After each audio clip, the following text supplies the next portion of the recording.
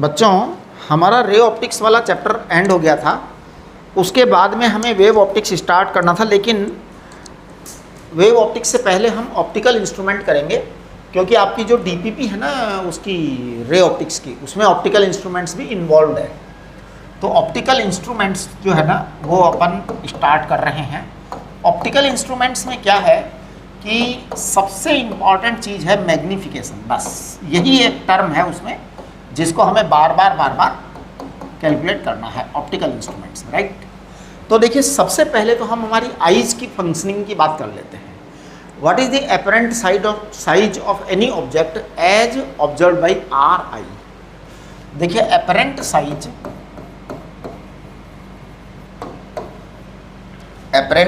Of any object as seen by our eye. हमारी आंख कैसे देखती है किसी भी ऑब्जेक्ट को।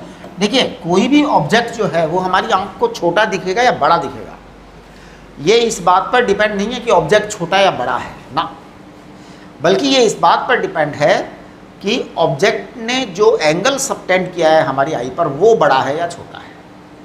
जैसे देखिए, सूरज बहुत बड़ा है लेकिन हमें यहाँ से छोटा सा दिखाई देता है, राइट। बहुत चीज़ें सूरज से बड़ी दिखाई देती हैं, तो इसका मतलब ये एंगल सबटेंडेड का चक्कर है।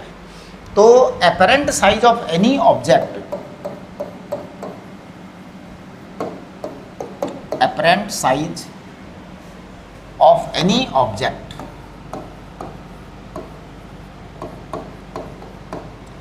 ऑब्जर्व्ड और एक्सपीरियंस्ड, ध्यान दीजिए वर्ड को थोड़ा पकड़िए। Apparent size of any object observed और experienced by our eyes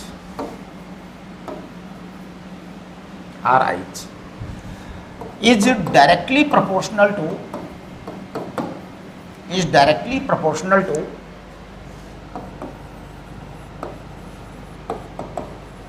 to the angle subtended on our eye. हमारी आंख पर जो एंगल बनता है ना वो इम्पॉर्टेंट है। अब देखिए, मैं एक एग्जांपल देता हूँ आपको। जैसे मान लीजिए ये कोई रोड है। अब रोड है तो रोड के किनारे क्या होते हैं, काफ़ी सारे लाइन से पोल लगे रहते हैं, सेम साइज के क्या लगे रहते हैं, पोल। तो जैसे मान लो यहाँ पर एक पोल लगा हुआ है ना, यहाँ पर एक पोल लगा हुआ है, इक्वल डिस्टेंस पर सारे पोल लगे रहते हैं। रोड पर पोल होते हैं, बिजली के खंभे होते हैं रोड पर, है ना, हाँ, या रेलवे लाइन के पैरेलल में बिजली के खंभे लगे रहते हैं। अब देखो, ये सारे जो पोल्स हैं वो इक्वल साइज के हैं, यानी कोई भी पोल छोटा बड़ा नहीं है। लेकिन अगर हम आई को यहाँ से रखें और इन सारे पोल्स को चेक करें, हमारी आई यहाँ पर है, मान लो कोई आदमी यहाँ खड़ा है। अब यहाँ से वो इस पोल को देखता है तो एंगल आपका इतना बड़ा बनता है ना। उस पोल को देखता है तो एंगल रिलेटिवली छोटा बनता है, और बड़े दूर वाले पोल को देखता है तो रिलेटिवली और छोटा एंगल बनता है। और अब देखिए, हाइट को अगर हम h मान लें और डिस्टेंस को हम d मान लें, है ना, तो angle subtended on the eye, suppose इसको हम थीटा ई कह देते हैं, तो this theta E will be nearly equal to h upon D. ये आपकी साइज है। इसका मतलब ये हुआ कि अगर हम किसी ऑब्जेक्ट को बड़ा देखना चाहते हैं तो हमें उसका एंगल बढ़ा देना चाहिए आई पर, है ना। अगर एंगल बढ़ा दिया तो छोटा ऑब्जेक्ट भी बड़ा दिखने लग जाएगा। This is the principle of optical instruments. जितने भी ऑप्टिकल इंस्ट्रूमेंट्स दुनिया में बने हैं सबका यही प्रिंसिपल है। तो देखिए, एक्चुअल में क्या होता है, to see a magnified image,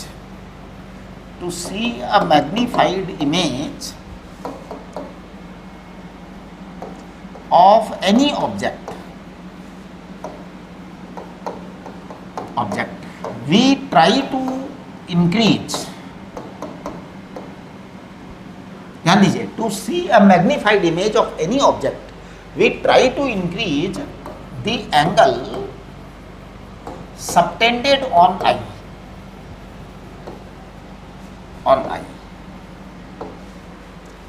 This is the basic principle. This is the basic principle of all the optical instruments. जितने भी ऑप्टिकल इंस्ट्रूमेंट्स हैं सबका बेसिक प्रिंसिपल यही है, ऑल दी ऑप्टिकल इंस्ट्रूमेंट्स. तो आप इस बात को थोड़ा सा पकड़ने की कोशिश करें, है ना. And based on this principle, we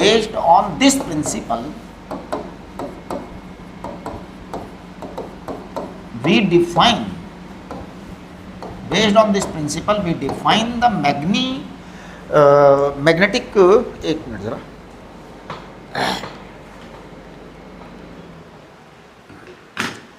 based on this principle we define the magnification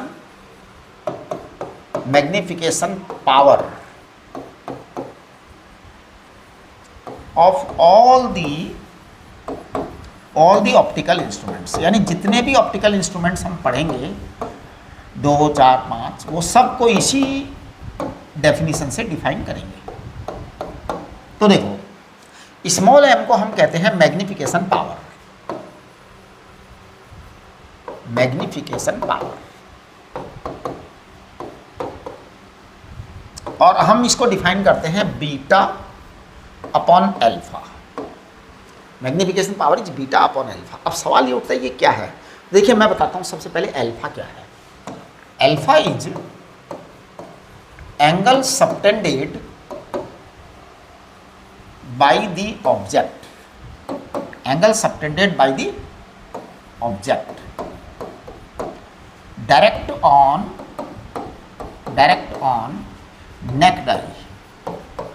naked eye. That is angle subtended by the object without use of the instrument. मतलब कोई इंस्ट्रूमेंट का यूज नहीं किया है, तब एल्फा है. कि हमने सीधा देखा, कुछ चीज़ को सीधा देखा, तो कुछ नहीं है, बीच में कोई इंस्ट्रूमेंट नहीं है. चश्मा भी उतार दो आप. अब देखो मैंने चश्मा उतार दिया, तो मेरे सामने जो है ना, जो कुछ भी है यहाँ से मेरे को कुछ अजीब सा दिखने लग गया. जैसे ही मैं चश्मा लगाऊंगा ठीक लगने लग जाएगा. तो कुछ नहीं हुआ, एंगल सबटेंडेड बढ़ा दिया. एंगल सबटेंडेड बढ़ाने के दो तरीके हैं. देखो, सबसे पहला तरीका तो आपने बातों में कर लिया, आपने ध्यान नहीं दिया. आपको अगर किसी ऑब्जेक्ट का एंगल बढ़ाना है तो उस ऑब्जेक्ट को पास में रख दो. जैसे अभी ये दूर है तो एंगल आपका इतना सा है, दूर वाले का देखो, और पास वाले का एंगल बड़ा है. तो जैसे मान लो कोई ऑब्जेक्ट दूर है ना, तो अब उसको उठा करके आप पास में रख दो. जैसे मेरे पास में एक क्लॉक है ना, बहुत दूर है. अब मेरे को अभी अच्छे से दिख रही है, अब मैं देखने लग गया, अब मामला गड़बड़ हो गया. अब क्या है, अब इसको अच्छा दिखने लग गया. अब ये एंगल सबटेंडेड बढ़ गया. कैसे बढ़ा? क्योंकि वो इनडायरेक्टली या ये कहिए एपरेंटली हमने स्पेक्ट्स का यूज करके वो जो ऑब्जेक्ट है उसको पास में ला दिया तो एंगल ऑफ बढ़ गया. बस ठीक है, इतना ही करना है हमारे को. तो यानी कि बड़ी ही सिंपल सी बात है ना. हाँ, कि ये तो तब हुआ. Beta is what? Beta is angle subtended by the image of the object when some instrument when some optical instrument is used, when some optical instrument is used, ये बहुत ही इंपॉर्टेंट बात है। कुछ इंस्ट्रूमेंट यूज में जरूर लिया गया है, तो ऑप्टिकल इंस्ट्रूमेंट यूज में लोगे तो फिर आएगा वो, है ना। तो इसे आप ये भी कह सकते हैं, मतलब चलो बस ठीक है, काफ़ी है। तो आप इसको m को क्या लिख देंगे, m को आप बीटा अपॉन अल्फा लिख देंगे, बस। ये रूल हम बार बार काम में लेंगे। तो चलिए अब हम सबसे पहले बात करते हैं सिंपल माइक्रोस्कोप। आज हम केवल माइक्रोस्कोप की ही बातें करेंगे, कल हम टेलीस्कोप करेंगे। Simple microscope, simple microscope is nothing but a single convex lens. तो देखिए सिंपल माइक्रोस्कोप, एक मिनट जरा, हाँ, simple microscope is nothing but a single convex lens. बस कॉन्वेक्स लेंस ही सिंपल माइक्रोस्कोप है, single convex lens.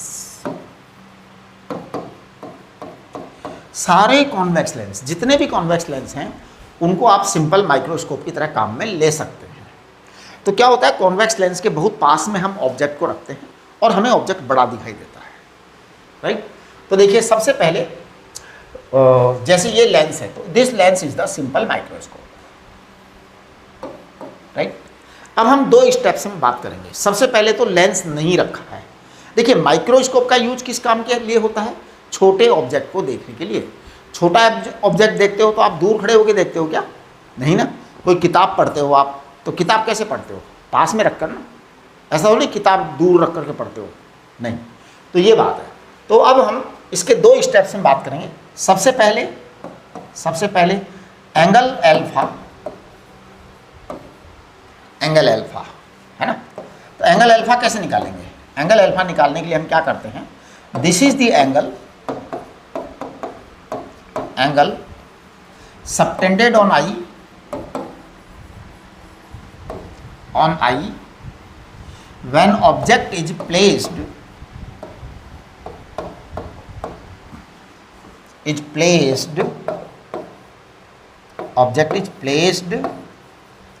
at capital D equal to 25 centimetre. Actually ध्यान दीजिए, ये capital D equal to 25 centimetre ये क्या है, this is the least distance of distinct vision for our eyes. तो यहाँ मैं पहले इसको डिफाइन कर दूँ। सबसे पहले क्या है ये, least distance for distinct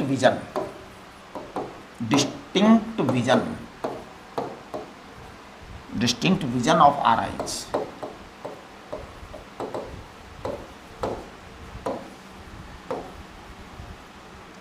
least distance of distinct vision for our eyes. ये बेटा हमारे गॉड ने, ईश्वर ने, नेचर ने ऐसा ही बनाया है कि 25 सेंटीमीटर पर जब आप रख करके किसी चीज़ को पढ़ते हैं, हेल्दी आई की बात करते हैं हम हमेशा, है ना।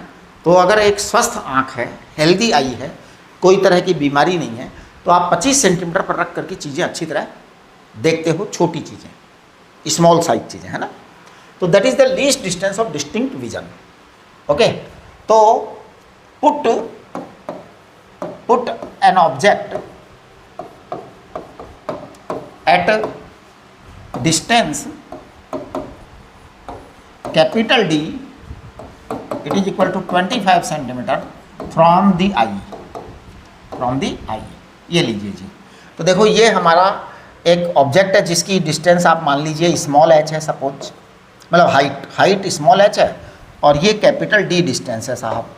कैपिटल D 25 सेंटीमीटर हमने रख दी। यहाँ पर आई है आपकी, अब ये आँख जो है ना इसको देख रहा है, कोई अभी इंस्ट्रूमेंट वगैरह नहीं है, नो इंस्ट्रूमेंट, है ना। तो नो इंस्ट्रूमेंट, कोई लेंस वगैरह कुछ नहीं है। ये आपका अल्फा आ गया। इसको हम कहेंगे tangent alpha, it is equal to h upon D and it is nearly equal to alpha. ये आपका एक स्टेप कंप्लीट हो गया। अब हम क्या करेंगे, इसी ऑब्जेक्ट को, सेम हाइट वाले ऑब्जेक्ट को कहाँ रखेंगे, उसके पास रखेंगे, लेंस के पास में। तो देखिए सेम हाइट वाला ऑब्जेक्ट, भैया हाइट सेम लेनी है, ध्यान रखना, है ना। तो देखो मैं अब की बार क्या कर रहा हूँ यहाँ पर, कि इसी ऑब्जेक्ट को जो है मैं हाइट सेम है ऑब्जेक्ट की, क्योंकि वही ऑब्जेक्ट है, अलग बदला नहीं है हमने, उसी मोमबत्ती को वापस रखा है, बदला नहीं है। ये हाइट है, इसको हम एच कहेंगे, करेक्ट। अच्छा, अब हमने क्या किया है कि यहाँ पर एक लेंस रख लिया, बहुत पास में रखते हैं, ज़्यादा दूर नहीं रखते। ये ध्यान रखिए, माइक्रोस्कोप एक ऐसा इंस्ट्रूमेंट है जो पास की चीज़ें देखने के काम में आता है, छोटी चीज़ें देखने के काम में आता है। माइक्रोस्कोप टेलीस्कोप नहीं है, टेलीस्कोप में तो दूर की चीज़ देखते हैं, माइक्रोस्कोप में पास की चीज़ देखते हैं। तो माइक्रोस्कोप में चीज़ को पास में रखा जाता है। तो ये हमारे पास लेंस है और हम इसे बहुत पास में रखते हैं। Suppose this distance is you, तो ये डिस्टेंस आपकी यू है, right. You is the position of object from this lens, right. अब ये लेंस मैंने थोड़ा शायद अच्छा नहीं बनाया है ना, अच्छा नहीं बनाया ना, चलो कोई बात नहीं, आप मान लो अच्छा बनाया है ना। तो इसके ये सेंटर है, एक रे यहाँ सेंटर से जाती है, जो रे सेंटर से जाती है वो बिल्कुल भी डेविएट नहीं होती है, बिल्कुल भी डेविएट नहीं होती है। लेकिन एक रे ऐसे आती है, ये डेविएट होती है, और ये डेविएट होकर के ऐसे हो जाती है। अब आप देखिए कि ये डेविएट होकर ऐसे होती तो है, जो सेंटर से जा रही है वो तो स्ट्रेट चली जाती है, यहाँ जो डेविएट हो रही है। अब आप इन दोनों रेज को अगर देखेंगे तो these rays are never meeting, ये कभी मीट नहीं करेंगी, कभी मीट नहीं करेंगी। दे आर सेपरेटिंग आउट, बहुत दूर दूर दूर दूर चलती चली जा रही हैं, ये कभी मीट करेंगी ही नहीं।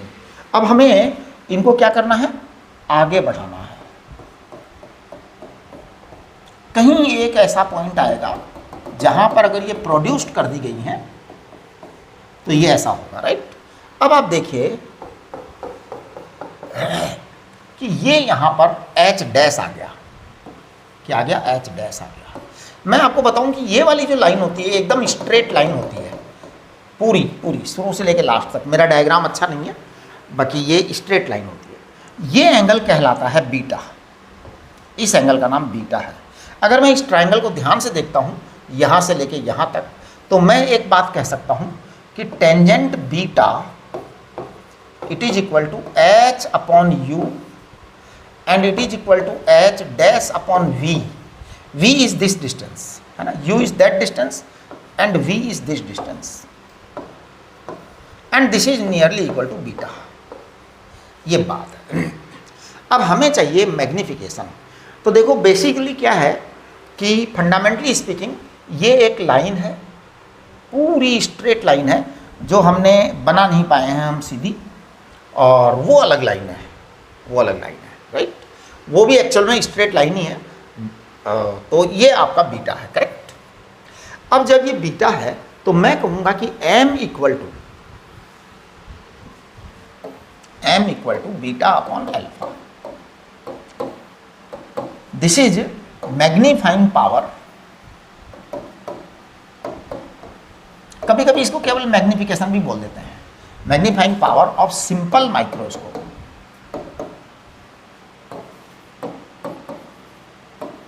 माइक्रोस्कोप। अब देखो बेटा, m equal to beta upon alpha. अभी अभी हमने बीटा को क्या बोला, बीटा को बोला है h अपॉन यू, एल्फा क्या बोला था, h अपॉन डी। इसका मतलब d अपॉन यू आया, d अपॉन यू आया। तो m is d upon U, it is magnification for simple microscope.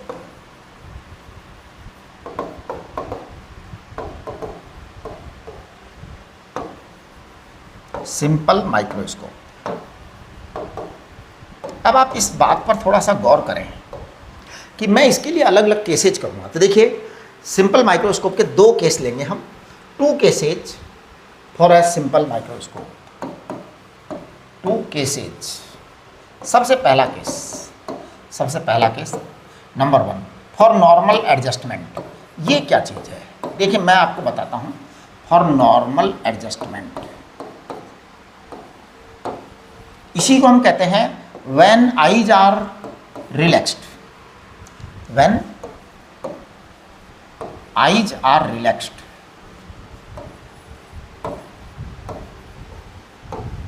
Relaxed, eyes बहुत रिलैक्स्ड है, ciliary muscles are very relaxed. जो आईज की सिलियरी मसल्स होती हैं उनमें बिल्कुल भी टेंशन नहीं है, व्हेन आईज आर रिलैक्स्ड। तो देखिए, for relaxed eyes,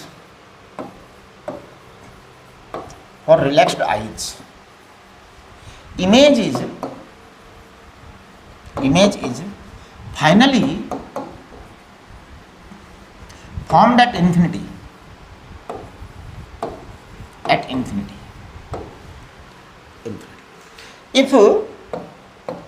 If we see at infinite distance, ध्यान दो, if we see at infinite distance, our eyes are most relaxed, बहुत आरामदायक स्थिति में होती हैं, कोई तरह का टेंशन नहीं होता, there is no tension, most relaxed, सबसे अच्छी पोजीशन पे होती हैं eyes.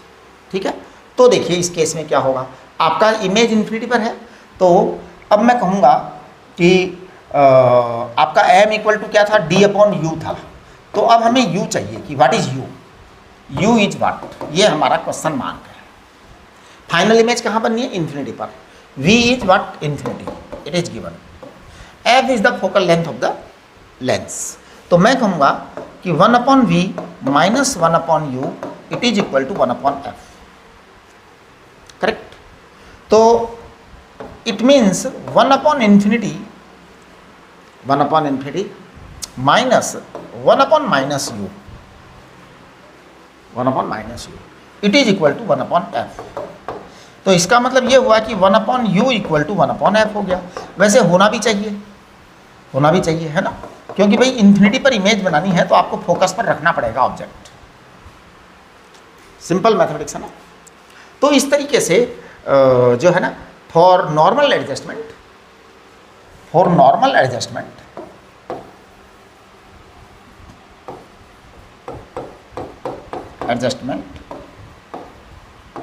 m equal to d upon F, magnification of simple microscope, right. ये आपका केस 1 हुआ। केस 2 में क्या करेंगे हम कि बहुत हाईली मैग्नीफाइड बनाएंगे। देखो case 2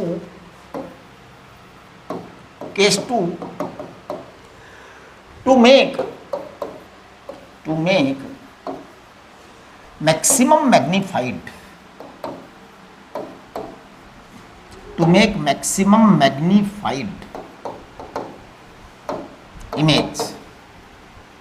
image by a simple microscope,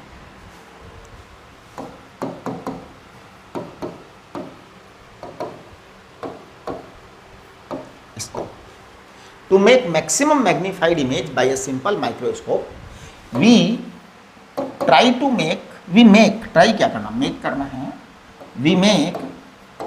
make final image at distance capital D equal to 25 centimetre. ये हमारी रिक्वायरमेंट है, क्योंकि जब भी कोई हमें अच्छी तरह देखना हो, मैक्सिमम आपको मैग्नीफिकेशन चाहिए किसी भी चीज़ का, तो आप 25 सेंटीमीटर पे रखिए। भगवान ने आपकी आई जैसी बनाई है कि आप उसे 25 सेंटीमीटर से देखेंगे ना तो सबसे बढ़िया दिखाई देगा, बेस्ट रीजन, मतलब उसमें टेंशन बहुत ज़्यादा होगा, स्ट्रेस बहुत ज़्यादा होगा, है ना। तो when we see at D equal to 25 centimeter, our eyes be highly stressed। हाँ जी, पढ़ाई करते समय साहब सबसे ज़्यादा स्ट्रेस आता है, 25 सेंटीमीटर दूर रख के पढ़ाई करते हैं, बहुत ज़्यादा स्ट्रेस आता है ना, हाईली स्ट्रेस्ड। तो when we see at D equal to 25 centimetre, our eyes be highly stressed। जो लोग किताबों में ज़्यादा पढ़ने लिखने के शौकीन होते हैं ना, बहुत ज़्यादा, कई लोगों को ऐसा शौक़ होता है, पढ़ाई करते रहते हैं, किताबें पढ़ते रहते हैं, है ना। अब जैसे मैं हूँ, फिजिक्स की किताब मिल जाए तो ठीक है, फिजिक्स की किताब ना मिले तो कोई सी भी किताब पढ़ने लग जाते हैं। हाँ, मतलब तो अब क्या होता है कि उनकी आइज़ बहुत ज़्यादा स्ट्रेस्ड रहती हैं। तो स्ट्रेस रहती हैं तो इस तरह से जो है ना, ये देखो ये सिर के ऊपर ऐसा बन जाता है ना, तो ये उन लोगों के बन जाता है जो बहुत ज़्यादा मतलब किताबें पढ़ते हैं। तो ये we see at distance 25 centimetre, our eyes भी हाईली स्ट्रेस्ड, बहुत ज़्यादा स्ट्रेस्ड होती हैं वो आइज। तो अब लेकिन करना तो पड़ता ही है ना, हैं, करना तो पड़ेगा ही, स्ट्रेस तो लेना पड़ेगा जी, बात यह है। आप बिना स्ट्रेस लिए कोई काम कर नहीं सकते, तो स्ट्रेस तो लेना ही पड़ेगा, राइट। इसलिए उसके लिए तैयार रहना चाहिए। तो ये होता है। तो देखिए, हैंस फॉर मैक्सिमम मैग्निफिकेशन,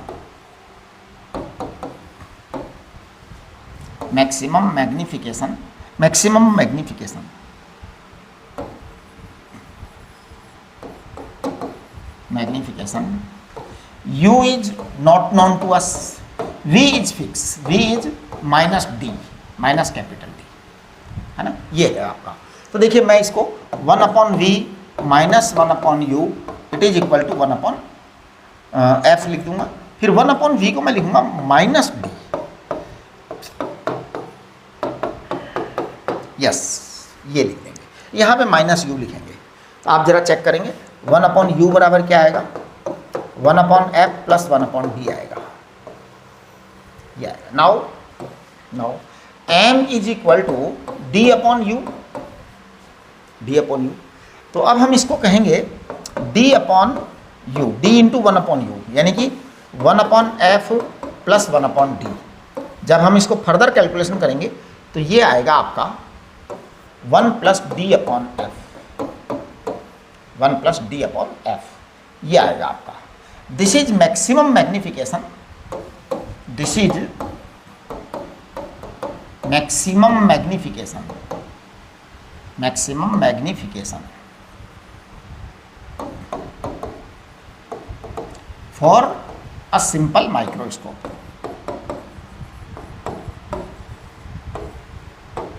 बहुत ही इंपॉर्टेंट बात है, for a simple microscope, right. चलिए इसके बाद में अब हम बात करेंगे कंपाउंड माइक्रोस्कोप। देखिए कंपाउंड माइक्रोस्कोप में एक्चुअल में दो पार्ट होते हैं, कि इसमें दो लेंस होते हैं। Compound microscope we use two lenses,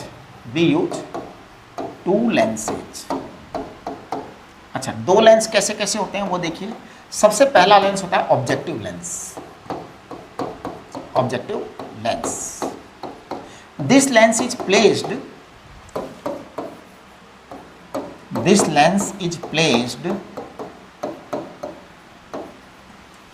near the object, बहुत पास में रखा जाता है, that is objective lens. Object के पास में रखते हैं इस लेंस को, है ना। This lens is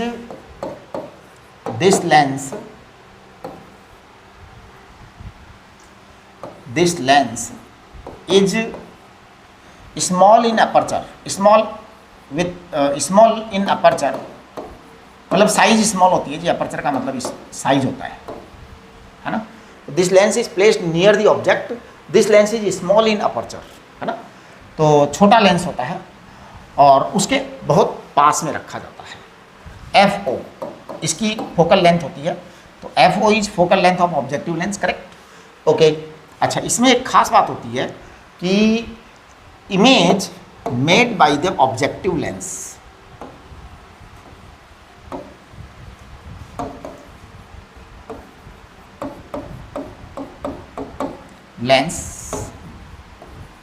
is away, is bigger and real, ये बड़ी इंपॉर्टेंट बात है। यानी कि जो V होगा ना वो U से बहुत बड़ा होगा, V का मैग्नीट्यूड U से बहुत बड़ा होगा। और आपका U नेगेटिव होता है, V पॉजिटिव होता है। रियल इमेज बनती है, इन्वर्टेड बनती है इससे, ऑब्जेक्टिव लेंस से। तो ये काम हुआ। दूसरा लेंस होता है आपका आईपीस,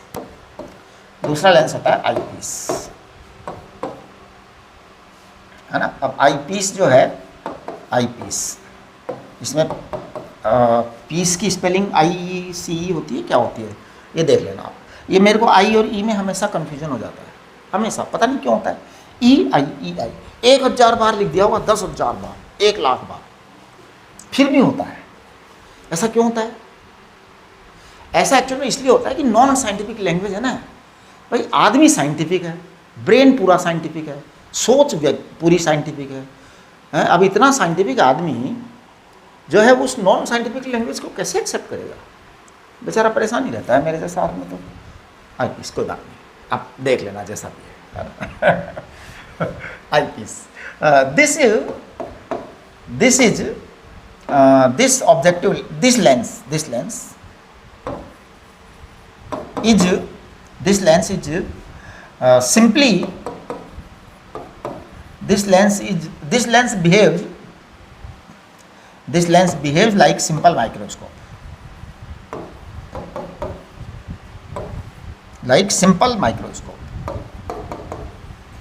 हाँ जी बिल्कुल, जैसा सिंपल माइक्रोस्कोप होता है ना वैसा बिहेवियर होता है इसका। तो एकदम सिंपल माइक्रोस्कोप होता है, कुछ भी करना धरना नहीं होता। देखिए मैं आपको डायग्राम बना रहा हूँ, और थोड़ा सा इसका अपर्चर बड़ा होता है, अपर्चर इज बिग,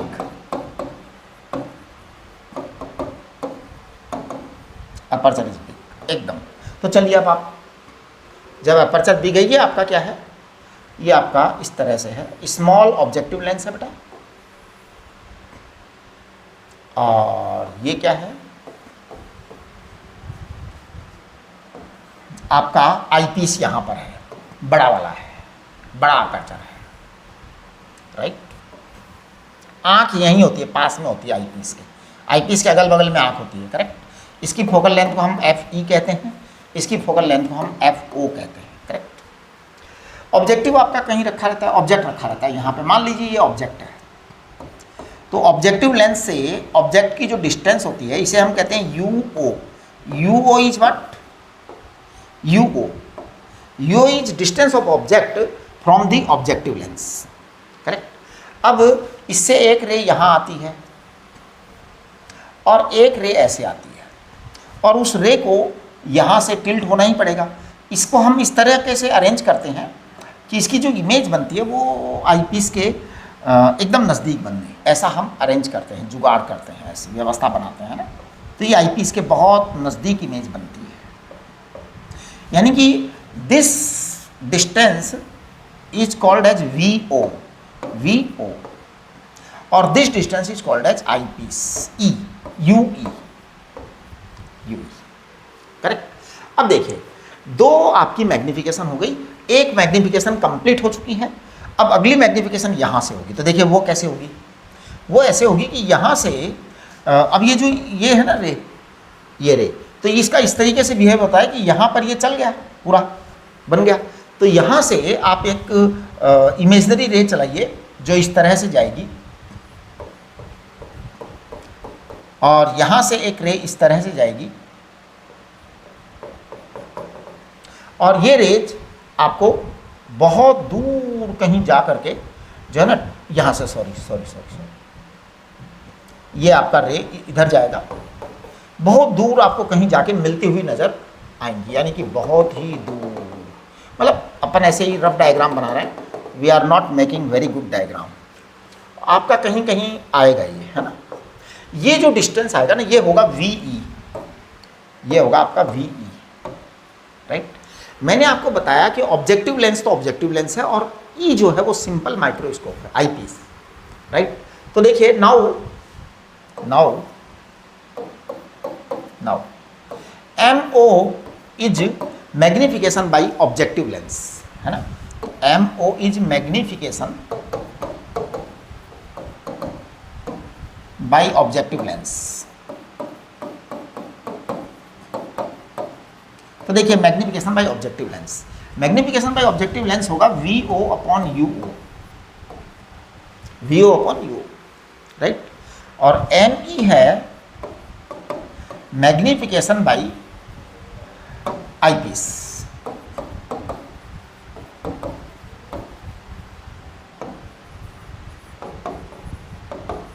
आईपीस। इसको हम पता है क्या बोलेंगे, इसको हम बोलेंगे D अपॉन UE। देखिए as per simple microscope, as per simple microscope. देखिए पिछली बार आपका जो है ना सिंपल माइक्रोस्कोप का यही था,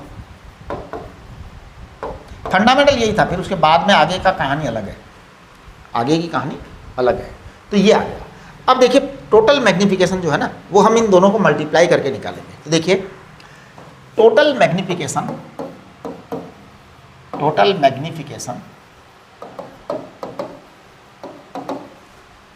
for a compound microscope compound microscope.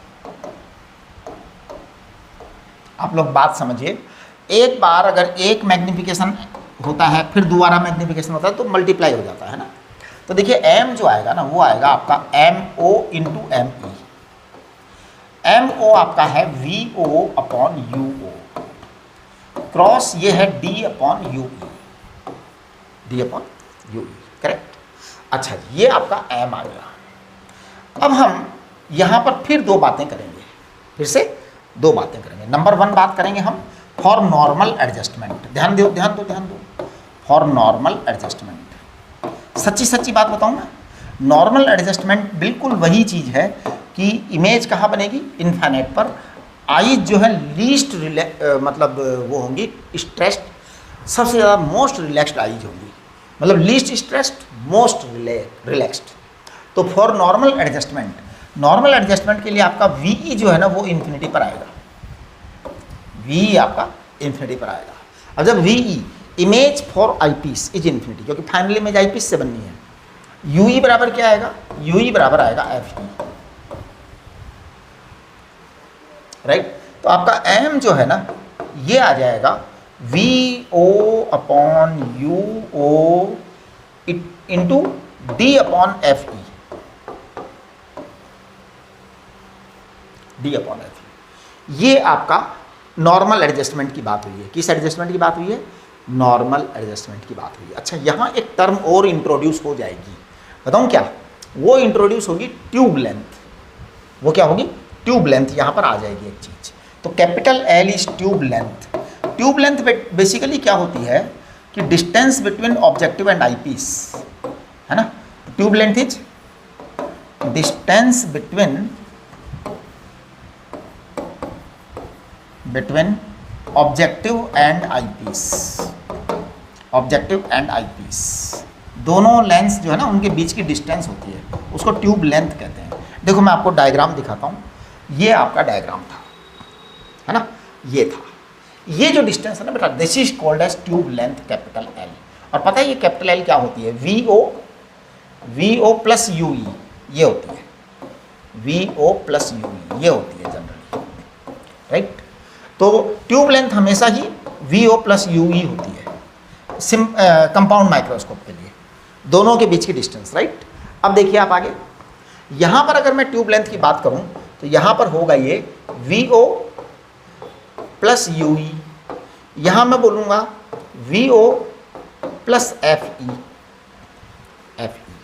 In general क्या होता है, ये एक बड़ी इंपॉर्टेंट बात है। In general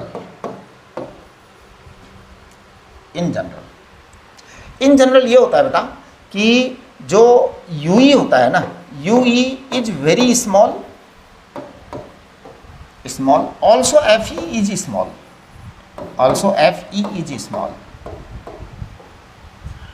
is small. तो कुल मिलाकर के आपका जो L होता है ना, capital L is nearly equal to हो जाता है VO। Capital L nearly equal to क्या हो जाता है, VO हो जाता है।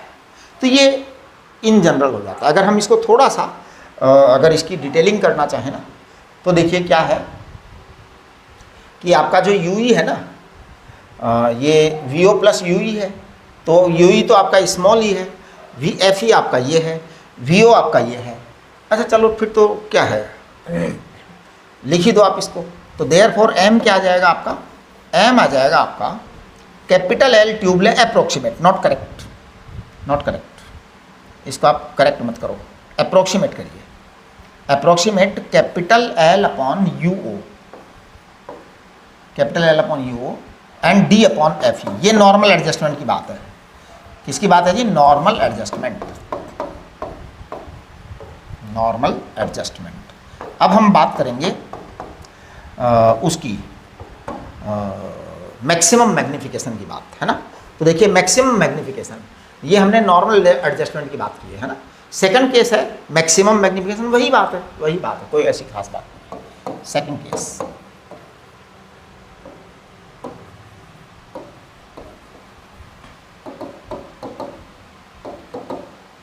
Maximum magnification. देखिए मैक्सिमम मैग्नीफिकेशन में आपका जो VE है ना, इट शुड बी -D, ये बात v should be minus D, और इसलिए आपका जो UE है ना वो बिल्कुल पहले जैसा आ जाएगा। आपका जो UE है वो जो पहले था वही आ जाएगा जो सिंपल माइक्रोस्कोप में था। एक्चुअली में ये सिंपल माइक्रोस्कोप का ही केस है। तो इसलिए m क्या आएगा मैक्सिमम मैग्नीफिकेशन में? मैक्सिमम मैग्नीफिकेशन में आपका जो VO अपॉन U है वो तो वही रहेगा।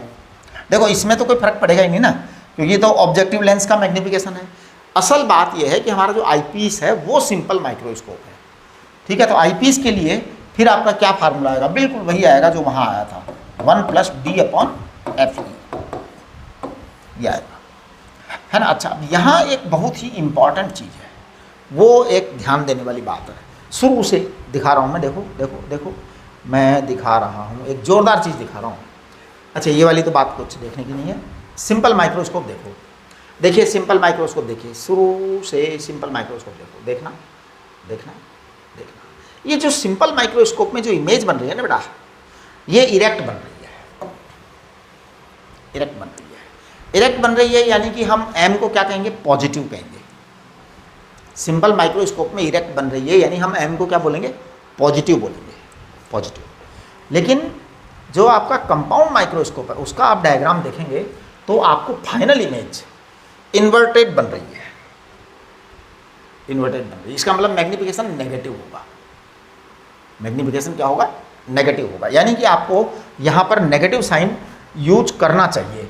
वैसे ये कोई ज़रूरी नहीं है, कैलकुलेशन तो आपको बिल्कुल ऐसे ही करनी है, कैलकुलेशन आपको बिल्कुल भी बदलनी नहीं है किसी भी हालत में।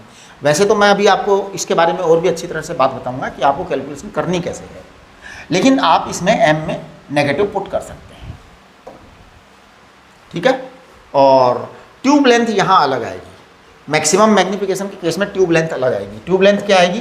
ट्यूब लेंथ आएगी आपकी VO + UE, VO + UE ये आएगी ट्यूब लेंथ आपकी, जो भी है UE वो रख दीजिए आप। तो अब आप देखो क्या है, आपके जब एग्जाम में क्वेश्चन आएगा तो आपको दो लेंस दिए जाएंगे बिल्कुल नियम से, एक लेंस और दूसरा लेंस, दोनों के बीच की बाकायदा डिस्टेंस दी जाएगी, और वो जो क्वेश्चन मेकर है वो आपसे एक्सपेक्ट करेगा कि आप इसकी इमेज अलग से कैलकुलेट करें, उसकी इमेज अलग से कैलकुलेट करें, इसका मैग्नीफिकेशन अलग से कैलकुलेट करें, उसका मैग्नीफिकेशन अलग से कैलकुलेट करें। एडवांस वाले JEE मेन वाले जो सवाल बनाएंगे वो ये एक्सपेक्ट करेंगे कि आप इसका अलग निकालें, उसका अलग निकालें। बात बड़ी सिंपल सी है कि भाई इसका जो है ना मैग्नीफिकेशन क्या होगा? ऑब्जेक्टिव का मैग्नीफिकेशन होगा VO/U, राइट। इसका मैग्नीफिकेशन क्या होगा? अगर हम इसको एज अ सिंपल माइक्रोस्कोप काम में लेते हैं तो D/UE, खत्म बस। और फिर बाद में आप दोनों मैग्नीफिकेशन को मल्टीप्लाई करेंगे। ये हर सवाल में ऐसे ही करना है, ऐसे ही करना है, अपनी तरफ से कुछ भी करना नहीं है। यानी कि फॉर्मूला याद रखना बिल्कुल ज़रूरत नहीं है। हाँ, एक चीज़ तो आपको याद रखनी पड़ेगी, कौन सी? सिंपल माइक्रोस्कोप का फॉर्मूला, जो कि आपको फर्स्ट स्टेज पर बताया। सिंपल माइक्रोस्कोप का क्या फॉर्मूला आया था हमारा? सिंपल माइक्रोस्कोप का ये फॉर्मूला आया था, this is the fundamental formula. ये सबसे फंडामेंटल फॉर्मूला है, मोस्ट फंडामेंटल फॉर्मूला, क्योंकि इसके आगे सारी कैलकुलेशन है। फिर आपको बस U की वैल्यू फिट करना है। तो मैक्सिमम मैग्नीफिकेशन चाहिए तो आप V = -D कर दीजिए। आपको अगर मोस्ट रिलैक्स चाहिए, नॉर्मल एडजस्टमेंट चाहिए, तो आप इनफाइनाइट कर दीजिए, बस, ठीक है। तो आज के लिए ये माइक्रोस्कोप की सारी बातें हो गई हैं। कल हम टेलीस्कोप करेंगे, और बस ये ऑप्टिकल इंस्ट्रूमेंट में तो इतनी ही बातें हैं, माइक्रोस्कोप, टेलीस्कोप, एक छोटा मोटा कैमरे वाली बात बता दूंगा मैं, ठीक है। चलिए, नमस्ते।